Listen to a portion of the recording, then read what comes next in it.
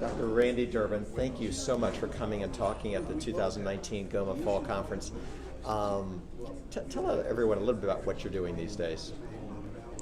So I have a mixed schedule. So there are some days of the week that I see patients in primary care. There are some days of the week I see patients with opiate use disorder.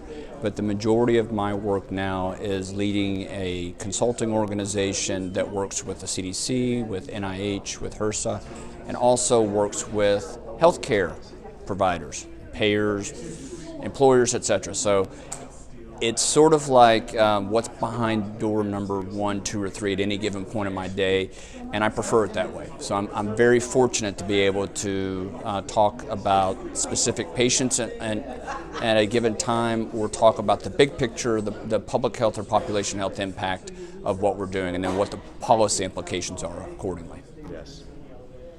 So today you talked a little bit more about that side of your practice.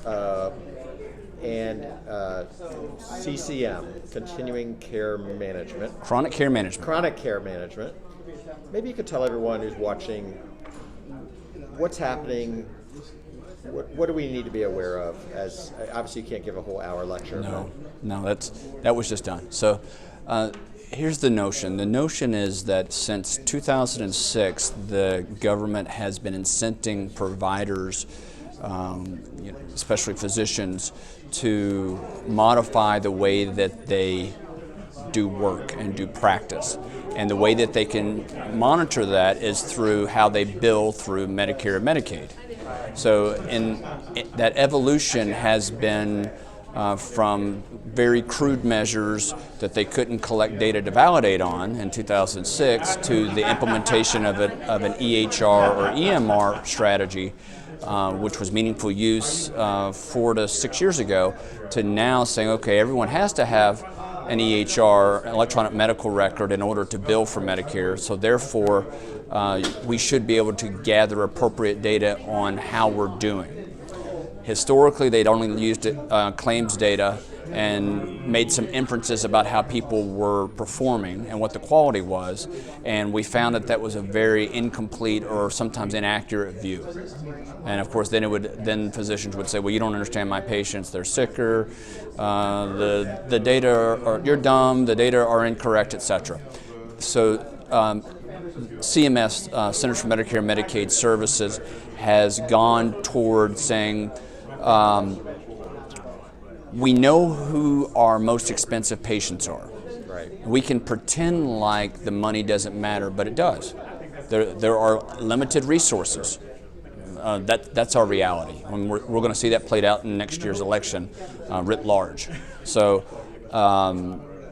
they say, given that we know that if we can limit or avoid very expensive unnecessary admissions or readmissions, how can we do that? How can we, first of all, how can that happen? And then second of all, how can we fairly reimburse providers and their practices for doing so?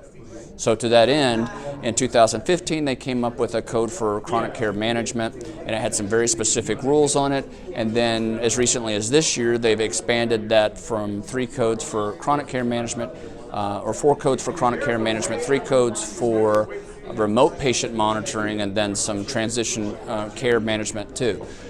What that means in a sense is they've taken something that was bundled and very prescribed, and they've unbundled it so that it actually fits the clinical circumstances a little bit better, a little bit more accurately. So there are some cases where you will follow a patient and you will have someone from your office manually pick up the phone and call them multiple times a month to check in on them. Well, if you keep track of the time, there's a code for that. And that's fair because that means that you're actually being reimbursed for your staff time. Your staff time's not free. And never mind overtime, those kind of things. The next thing that they're doing now, though, is they're recognizing where we're going as a population is the use of technology. And so they said, okay, remote patient monitoring, as an example, how do we actually use existing technology to give a better line of sight over how our patients are doing? How do we do that?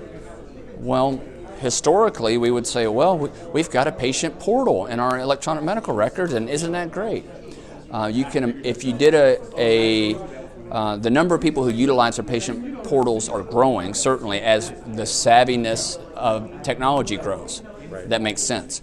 But now we have ways, whether it's actually a physiological monitor that monitors someone's blood pressure or monitors their diabetes insulin pump, etc., and sends messages. But more practically, there are some applications out there now that allow you to use smart technology, smartphones, etc., to ask questions of patients back and forth. That is getting closer to what CMS wants, because it's their presumption that as patients get more engaged in their own care, they will be more aware of the things that matter, and then they'll be able to have that conversation on an as-needed basis and not at an episodic or schedule basis.